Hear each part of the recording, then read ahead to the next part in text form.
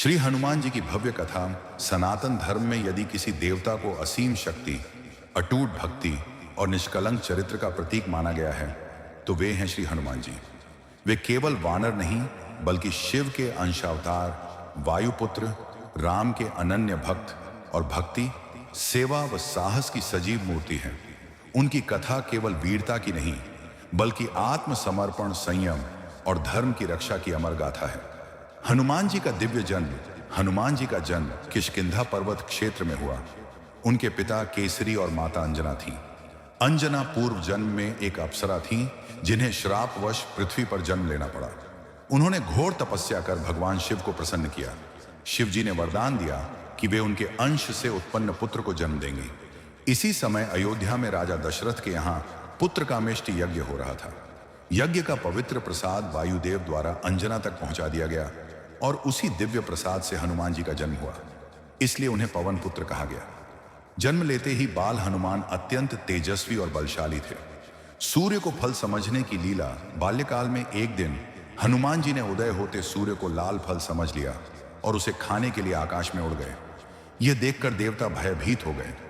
इंद्रदेव ने अपने वज्र से प्रहार किया जिससे हनुमान जी मूर्छित होकर पृथ्वी पर गिर पड़े। अपने पुत्र की दशा देखकर वायुदेव क्रोधित हो गए और उन्होंने वायु का प्रवाह रोक दिया। इससे सृष्टि में हाहाकार मच गया। तब सभी देवताओं ने हनुमान जी को वरदान दिए।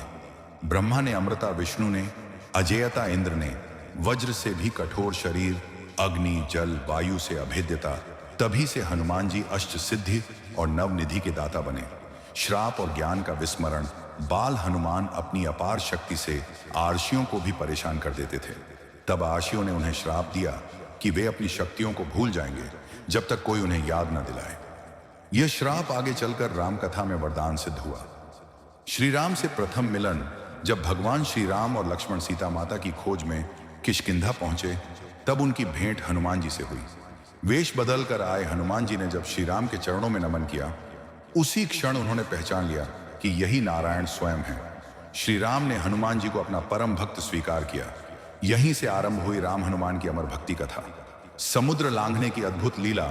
सीता माता की खोज में जब समुद्र सामने आया तब सभी वानर असमंजस में थे।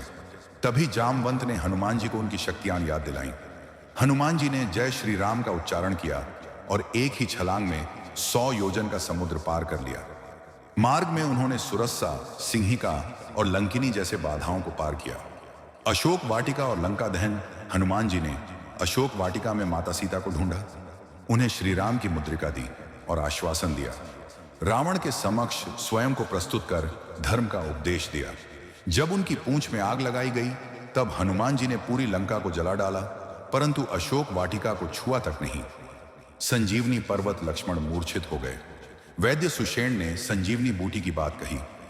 हनुमान जी पूरी रात उड़ते हुए द्रोणगिरी पर्वत पहुंचे। बूटी न पहचान पाने पर पूरा पर्वत उठा लाए। यह लीला हनुमान जी की अतुल्य शक्ति और सेवा भावना का प्रमाण है। रावण वध और राम राज्य। रावण के वध के बाद श्री राम ने हनुमान जी को गले लगाया और कहा, हनुमान, मैं तुम्हारा अरणी हूं। हनुमान जी ने उत्तर दिया, प्रभु, आपने मुझे सेवा का अवसर दिया, यही मेरा सौभाग्य है। राम राज्य में हनुमान जी सदैव सेवा में लीन रहे। हनुमान जी की अमरता। हनुमान जी को चिरंजीवी होने का वरदान प्राप्त है। कहा जाता है कि जहां राम कथा होती है वहां हनुमान जी अवश्य उपस्थित रहते हैं। आज भी वे भय को हरते हैं, संकट दूर करते हैं, भूत प्रेत बाधा से रक्षा करते हैं, भक्तों को बल, बुद्धि और विवेक प्रदान करते हैं। हनुमान जी का संदेश हनुमान जी हमें सिखाते हैं, अहंकार से दूर रहो गुरु और ईश्वर में अटूट श्रद्धा रखो। सेवा को ही साधना बनाओ। शक्ति का उपयोग धर्म के लिए करो। हनुमान चालीसा का नियमित पाठ जीवन को संकट मुक्त करता है। जय हनुमान, ज्ञान गुण सागर। जय कपीस तिहु, लोक उजागर। बोलो पवन पुत्र हनुमान की जय। जेडीएम कथा सुनने के लिए चैनल को लाइक और सब्सक्राइब करें। जेडीएम कथा आपके लिए लगातार और भी बेहतरीन, ज्ञानवर्धक व मन को छू लेने वाले धार्मिक वीडियो लेकर आता रहेगा।